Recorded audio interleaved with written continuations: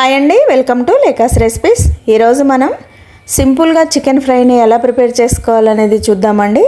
చాలా ఈజీగా తయారు చేసుకోవచ్చు. ఇది పప్పుచారులోకి తర్వాత ఏ చారులోకైనా కూడా కాంబినేషన్ లాగా చాలా బాగుంటుంది. ఏం లేకపోయినా కూడా స్టార్టర్ లాగా కూడా మనం దీన్ని తినేయచ్చు, అంత బాగుంటుంది.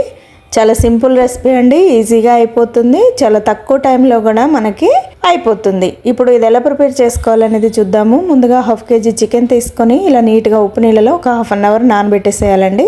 అలా నానబెట్టుకున్న చికెన్ని నీట్గా వాష్ చేసుకొని జాలకేసుకొని ఇలా ఒక గిన్నెలోకి వేసుకోవాలి. వేసేసుకున్న తర్వాత ఇప్పుడు ఇందులోకి 1/2 teaspoon పసుపు వేసుకోవాలి, 1.5 teaspoon కారం వేసుకోవాలి.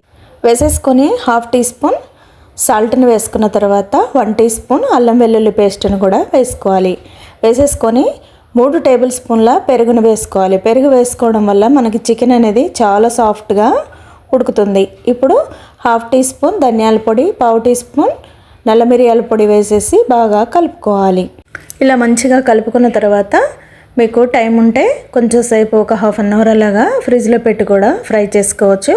లేదంటే అప్పటికప్పుడు కూడా మనం ఇలాగా ఒక 15 minutes మూత పెట్టుకొని పక్కకు పెట్టుకోవాలి. పెట్టుకున్న తర్వాత ఇప్పుడు స్టవ్ మీద కడాయి పెట్టుకొని అందులోకి 3-4 tablespoonల ఆయిల్ వేసుకోవాలి. ఫ్రైలో కొంచెం ఆయిల్ పడుతుందండి.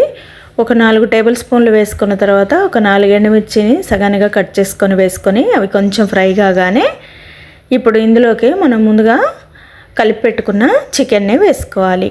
వేసుకున్న తర్వాత ఇప్పుడు ఫ్లేమ్ని పూర్తిగా మీడియంలోకి అడ్జస్ట్ చేసుకోవాలి. చేసేసుకొని ఇప్పుడు ఈ చికెన్ అంతా కూడా మంచిగా బాగా కలుపుకోవాలి.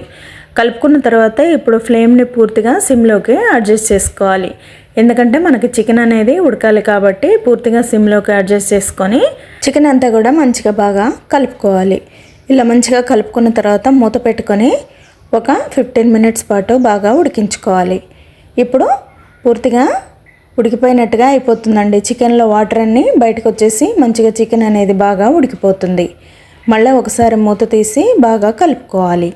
చూసారా, చికెన్ అనేది వాటర్ అన్నీ ఉడికిపోయిన తర్వాత మంచిగా దగ్గరగా అయిపోతుంది. ఇలా పొడిపొడిగా అయిపోయిన చికెన్లో ఇప్పుడు ఒక 3-4 పచ్చిమిర్చిని వేసుకోవాలి. నిలువుగా చీల్చి వేసుకొని ఒక గుప్పెడు పుదీనాను కూడా వేసుకొని మంచిగా కలుపుకోవాలి.